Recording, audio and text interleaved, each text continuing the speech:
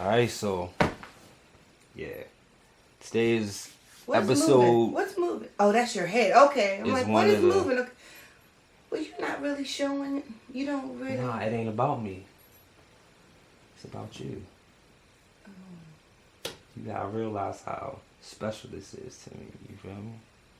It's about you. I feel all that. The spotlight is on you. So, yeah. Very proud of this woman right here. She's been through a lot. Overcame a lot. What's going on, man? You gonna make me cry. Introduce yourself. Hi, everybody. My name is Kim Carpenter. And Keith and I go back. Way back. To when he was in middle school. Was it middle school? Yeah. Where my son introduced me to him. And it's been love ever since. Nothing but love ever since. Absolutely. So thankful to have you in my life. You get the feeling is 1,000,000% mutual. You already know. I know. I don't even. Anyway, so like I said, I'm extremely proud of you. You did something that the average person is too in fear of judgment to do. And that's write a book about your life or whatever it may be. Whether it's fictional or non-fictional, we don't know. But just stepping out that period. What made you do that?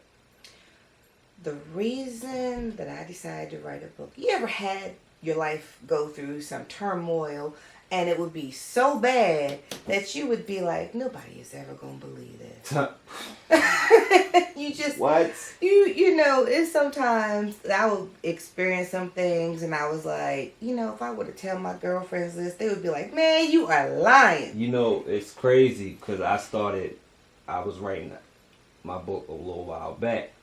And I started it off with, you probably not gonna believe me when I tell you this. I wouldn't even believe it myself if I ain't lived through it. But you know, like that's a deep thing. So I mean, what were some of the things you had to overcome to even start this process? Fear. I started writing this book. I started writing a book 20 years ago, and I kept writing and I was like, ugh, it just didn't sound like me. It was black and white. It was boring. And I'm a colorful person. Yeah. But the reason I was going to write it was because I had a different upbringing. I was adopted and then I went through some things with just getting adjusted to the fact that what is adoption about and why was I given away and abandonment issues. Yeah. And I started seeing where it was coming up in my relationships and it was forcing me to subconsciously make some bad choices. Yeah. And this book was about the ultimate bad choice. And I wrote it because I want other people to know that just because you make one bad choice and just because it seems like it has turned your whole world upside down, there is, just persevere, and there is a sunny side on the other side of that. I mean, I would say bad things are the greatest things to learn from. Would you agree? I do. I learned so much from being in that bad relationship, and I had a great support system while I was going through, because you know, a relationship's just one part of your life. You still have to work, you still have to take care of your family, you still have other things going on, and then you have this crazy relationship that's just driving you. And I just want other people to know. I just want to encourage somebody else, even if it's just one person who is in a bad relationship or who is just feeling like their situation just won't ever change. Yeah. Just keep trying. I couldn't get out that relationship for anything. I tried. He was a stalker. He wouldn't give up. He catch me at a good moment and right back into it. I am. Yep. You know, because people aren't all bad. It's just sometimes they have some bad characteristics that just don't agree with your life. Yeah. They make bad decisions that reflect on you too, that affect you. You know, if you choose to stay in it. I think the biggest lesson that I learned in that relationship was, okay, it took several relationships for me to learn this, but by that one, I really learned that I don't care how good you are to a person, how much you want to support them, how much you change their life for the better. You cannot change that person. And I thought by, you know, when you meet someone, they give you the story where how they're a victim, nobody ever does anything for them, they never had anybody in their corner, they never this, and you're thinking, okay, all those things are just what I naturally am. So when you get all those wonderful characteristics from me, then you'll have no reason to do me wrong. You have no reason to be disrespectful. You know, it just seems like it's butter on bread. Until you realize that the reason those other people weren't there in their corner is because the other person wasn't worthy of their help. But you don't realize that until you give, and you know, you teach them to be a better person. But the bottom line is, they don't want to be. If they don't want to be a better person, you know, and whoever that person is, when you meet them today, if you can't deal with that person the way they are today, walk away. You're not going to change them, no matter how much we think we can love them and cherish them and teach them that we're in their corner. That's bullshit. They are who they are because that's who they want to be. Even if they change a certain part of themselves, you know. Why are they changing? It's still going to be there, though. Are they changing just to pacify you? Or are they changing? And I'm not saying people can't change for the right if they have better opportunities. You can't change them. I can't put my values on to somebody else and make it theirs. Absolutely. That's one of the biggest things I think, troubles that's facing the world today. Everybody's trying to change everybody. And you gotta realize you just gotta let people go through what they're going through. And you gotta be you regardless of how other people act. You know? Gotta do it. My thing was, I think that the easiest thing to determine where their heart is by a simple lie. It only takes one lie. When someone's that disrespectful to you, to look you in your face and lie to you, you might as well just get your stuff and walk on away. Because that's just a simple lie.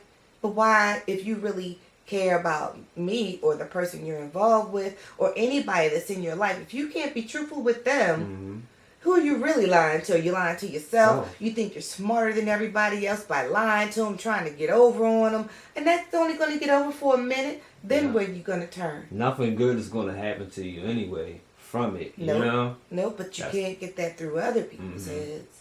So you just have to stick to your guns, get your values. My key thing is don't lie to me. Don't cheat on me. Don't put your hands on me or mine. I can't deal with addiction because I've had that in my life from other people. And I can't deal with a thief. It's just certain things that if you violate any of these one time, I already know I can't have a relationship with you. Only because I've done it so many times. Oh, that wasn't a lie. It was a miscommunication. It wasn't a lie. You just forgot to tell me. Well, that's a lie of omission. You meant to not tell me. I forgot. Okay, you forgot on purpose. Nope. So I just thought that some of the crazy things I was going through, let me tell you, in the past, in that bad relationship, which is why I'm single now, this man Supermaned my car. I tell you, it was the craziest thing, but he wasn't the first one that Supermaned my car. Supermaned your car? He Supermaned my car. You gotta break that down. Okay, alright. So, I couldn't get him to leave. And I was like, okay, I devised this wonderful plan. Alright, come on, I'm going to ride with you. We're going to go out. We're going to have a good time. But man, I was planning my escape because he didn't have a key to my house. So once I got him out, I could keep him out. once they live with you for 30 days, the police don't help you. You got to go and get an eviction order. Yeah. And all that. But since you're not on my lease, I'm going to get you out. Yeah. So I said, okay, we're going to go somewhere. We dressed all up and everything. We went out. And his car was parked across the parking lot. Mine was parked right here. I hurry up, hopped in my car, cranked it up, locked all the doors. I was like, okay, I got him out the house. Mm-hmm. Now I'm out. I'm leaving. I'm gone. Well, this man was 6'4". Next thing I know, he is hanging on the hood of my car by his fingers, hanging on up by the windshield wipers, and I'm driving. So, okay, you want to get up on the car? I'm going to let you stay there. So I get to the stop sign. He didn't get off. I'm like doing a little shimmy, to the left, to the right. Nope, he was hanging on for dear life. Wow. Now his feet were up in the air because he was laying on his stomach, but he was so long and had he dropped his feet. I figured, okay, you drop your feet, then I'm just going to run you over. But then I'm like, if I run you, man, if you make me run you over and I catch a charge because you were dumb and hopped on my car. How you going to make me do this to you? Right. So I said, okay, since I can't get you to leave me alone, I'm just going to drive to the police station. So I gutted up the hill. But then I keep saying, what if he drops his leg and I run him over? How am I going to take care of my family because he's so stupid? Why can't he just go away? Now, there's no reason for y'all to doubt how special this lady is. Not only does she got niggas on her windshield, she's calm enough under pressure to actually think about the consequences of her actions while she's doing it. Oh, man, you have to. You have to because you have a family to take care of. You have grandchildren. You have people, and some dumb asshole is going to jump on your car, force you to run him over so you get in trouble. But then where would he live then? So I finally stopped the car. I got up to like 40 miles an hour. And I mean, that body was just flapping around. I was like, you know what? I'm getting a little nervous because I don't know how much longer he can hold on. Yeah. But if he rolls off the side and gets ran over, then it wouldn't be my fault. Yeah. Maybe. I don't know. I'd be contributing to vehicular. So what was the conclusion? I stopped the car, pulled in the daggone parking lot. And if somebody's riding with you on their car, and you're trying to get away from them, when you finally do stop, why do they come to the car and be like, can you roll the window down? You dumbass motherfucker, if I wanted to talk to you in the first place, why would I be riding up the damn street but you on my car? Just go away. Now you see the difference in your thought process as opposed to other people's thought process? No, because I wanted to run him over. I just wanted to just run him. I did. I was tired. I was frustrated. I had enough of being controlled because somebody else doesn't want to take control of their own life. All he wanted was somewhere to live where he didn't have to pay rent, where he didn't have to worry about anything, where he didn't have any, I just can't. It was never love. I truly believe it was never love. It was just manipulation. I cared. That's the big problem. Yeah. Nowadays. Yeah. It's a distorted line between manipulation and love. Well. Perfect segue. Distorted, unintentional, and irreconcilable. Yeah, I was ready. I was gonna get it right. I'm sorry. I just figured I'd just go ahead on because sometimes I mess it up. So the DUI relationship. Mm-hmm. What made that title pop for you? All right. The DUI. First of all, the person I was involved with was an alcoholic, and distorted. Because when you looked at us from the outside, you would never imagine what was really going on the inside. So the relationship, it looked one way. I was 14 years older than him. So the relationship looked one way, but it really wasn't as it appeared, as most relationships are. Mm-hmm. Unintentional, because it was supposed to be my one and only booty call. Mm-hmm. I've never had a booty call. And I had come out of a relationship and I had been single for a while. And I was like, maybe this will be my one and only. Because I just didn't perform outside of a relationship. So okay, let me just go ahead. I'm just gonna. It was a young person. I figured, okay, a little young thug, little wife beaters, Tim's. I figured it won't be a problem. I just, maybe see you when I see you type of thing. Keep it G. So he came over at 7:00 on a Monday night, and he never left. He just was there every night after that. He'd leave, but he just kept coming back and kept coming back. I've definitely been there. And I didn't mind the company because I wasn't doing anything else. My kids were teenagers. They were working. They were minding their own business. Mm-hmm. So I had somebody to watch TV with, order some Chinese food with, and maybe a little. It was fun. It was pretty good. Right. So why not? I never intended to be in a relationship with this person. We were just hanging out. Netflix and chill type of thing. Yeah. But the hanging out, after a while, became a relationship. We never had to talk. It was an assumed relationship. And then irreconcilable, because to this day I don't